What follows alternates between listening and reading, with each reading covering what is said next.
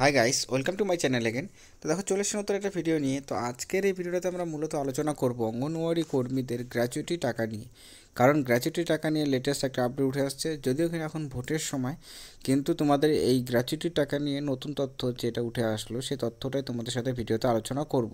তো অবশ্যই ভিডিওটি শেষ পর্যন্ত দেখবে, এবং শুধুমাত্র গ্র্যাচুইটি নয়, গ্র্যাচুইটি কবে থেকে চালু হবে এবং গ্র্যাচুইটি টাকার জন্য অঙ্গনওয়াড়ি কর্মী এবং আশা কর্মীদের কী করতে হবে এবং কোন কোন ডকুমেন্টস রেডি রাখতে হবে, ঠিক আছে। কারণ গ্র্যাচুইটির টাকাটা কিন্তু রিটায়ারমেন্টের পরই দেওয়া হবে। সেই ক্ষেত্রে সেই গ্র্যাচুইটির টাকাটা কি তোমাদের যে রিটায়ারমেন্টের পর এককালীন 5 লক্ষ টাকা করে দেওয়া হবে ঘোষণা করা হয়েছিল, সেটা মানে সেই টাকাটা এই টাকাটা কি একই নাকি, এই বিষয় নিয়েও ক্লিয়ারিটি তোমাদের সাথে কিন্তু আলোচনা করবো, এবং কোন নিয়মের অনুযায়ী তোমাদের অঙ্গনওয়াড়ি কর্মী এবং আশা কর্মীদেরকে গ্র্যাচুইটির নিয়ম অনুযায়ী আনা হয়েছে। আর বিশেষত যে বিষয়টা আলোচনা করব সেটা হচ্ছে যে পশ্চিমবঙ্গে অঙ্গনওয়াড়ি এবং আশা কর্মীদের যে গ্র্যাচুইটির টাকা দেওয়া হবে বলা হয়েছে, সেটা কবে থেকে দেওয়া হবে, মানে পশ্চিমবঙ্গে এই যেহেতু ইলেকশনের পর দেওয়া হলে কবে দেওয়া হতে পারে, এবং সকলেই কি তোমাদের গ্র্যাচুইটি টাকা পাবে এবং কে কত টাকা পাবে। কারণ গ্র্যাচুইটি টাকা নিয়ে তোমাদের আমি আগেও জানিয়েছিলাম যে গ্র্যাচুইটির টাকা কিন্তু সকলেই সেম পাবে না, কারণ গ্র্যাচুইটির যে নিয়ম যেটা রয়েছে সেই নিয়মটা কিন্তু টোটালি ডিফারেন্ট। সেই ক্ষেত্রে তোমাদের সেটা বের করে মানে নিজের থেকেও কিন্তু তোমরা বের করতে পারবে একটা আনুমানিকভাবে, মানে এক্সপেক্টেড যে কত টাকা তোমরা পেতে পারো, সেটার কিন্তু নিয়ম রয়েছে। সেই নিয়মটাও ভিডিওতে আলোচনা করব।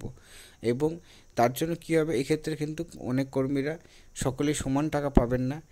তো কারা কত টাকা করে পাবেন এই বিষয়টা ক্লিয়ারভাবে বিস্তারিতভাবে করে তোমাদেরকে দেখাবো, এবং কোথা থেকে সেই নিয়মটা তোমরা বের করতে পারবে সমস্ত মোবাইল থেকেই করতে পারবে, সমস্ত তথ্য জানাবো। তাই অঙ্গনওয়াড়ি আশাকর্মী এবং চুক্তিভিত্তিক কর্মী হয়ে থাকলে যারা গ্র্যাচুইটি নিয়মের মধ্যে আওতায় নিয়ে আসা হয়েছে সরকারকে, তাদের অবশ্যই ভিডিও শেষ পর্যন্ত দেখবে, নাহলে তোমরা কিন্তু বিষয়টা বুঝতে পারবে না, ঠিক আছে। আর এটা খুব গুরুত্বপূর্ণ একটা বিষয়, কারণ যারা রিটায়ারমেন্ট করুক না কেন, এখন করুক বা 10 বছর পরে করুক বা 5 বছর পরে করুক, নিয়মটা অবশ্যই কিন্তু জেনে রাখাটা খুবই গুরুত্বপূর্ণ। তো দেখো, আজকে এই ভিডিওতে আমরা এই বিষয়টি আলোচনা করব, তাই ভিডিওটি শেষ পর্যন্ত দেখবে, এবং দেখার পর যদি ভিডিওটা ভালো লাগে লাইক করবে, আর চ্যানেল নতুন থাকলে চ্যানেলটাকে সাবস্ক্রাইব করে রাখবে এরকম ভিডিওসগুলো সর্বপ্রথম পাওয়ার জন্য। তো চলো, সময় না করে মেন বিষয়টা ভিডিওতে আলোচনা করা যাক।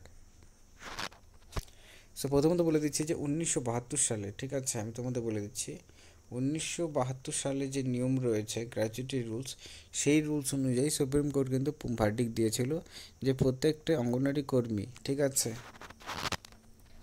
কিন্তু এই নিয়মের আওতায় চলে আসে, এবং সেই ক্ষেত্রে অঙ্গনওয়াড়ি কর্মীদেরকে প্রত্যেকটা রাজ্য সরকারকে মানে এই নিয়ে বলা হয় যে তারা যাতে অঙ্গনওয়াড়ি কর্মীদেরকেও এই গ্র্যাচুইটি নিয়মে নিয়ে আসে এবং কর্মীদের যাতে গ্র্যাচুইটির টাকাটা প্রোভাইড করে। এখন কোশ্চেনটি রইল যে গ্র্যাচুইটির টাকা যেটা রয়েছে সেটা কিন্তু টোটালি ডিফারেন্ট।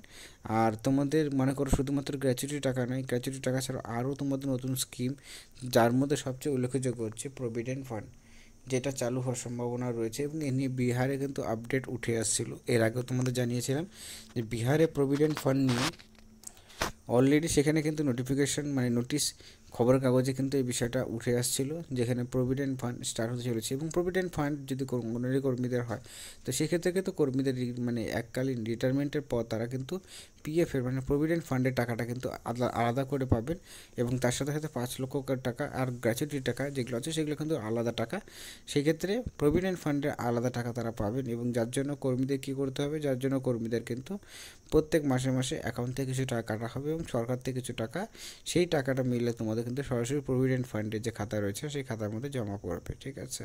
তো সেটা একটা গুরুত্বপূর্ণ, খুবই গুড নিউজ, যেখানে কর্মীদের যদি প্রভিডেন্ট ফান্ড নিয়মটা চালু করা হয়, ঠিক আছে। আর দ্বিতীয়ত রইল যে গ্র্যাচুইটি নিয়মে যে নিয়মটি রয়েছে সেটা নিয়মটা কি, সেটা গুগলে গিয়ে তোমরা যদি সার্চ করো যে গ্র্যাচুইটি রুলস 2024, মানে তোমরা গুগলে গিয়ে সার্চ করবে গ্র্যাচুইটি রুলস 2024, তো সেখান থেকে তোমরা দেখবে যে ফর্মুলাটা তোমরা পেয়ে যাবে। সেই ফর্মুলা অনুযায়ী তোমাদের সেটা বসাবে, তাহলে দেখবে তোমরা ক্যালকুলেশন করে অ্যাভারেজ বুঝতে পারবে যে তোমাদের কত টাকা তোমরা রিটায়ারমেন্টের পর পেয়ে যেতে চলেছো গ্র্যাচুইটির হিসাবে। তো যাই হোক, আশা করি বুঝতে পারলে। তো এই আপডেটটা ছিল ভিডিওতে। ভিডিও দেখার জন্য অসংখ্য ধন্যবাদ।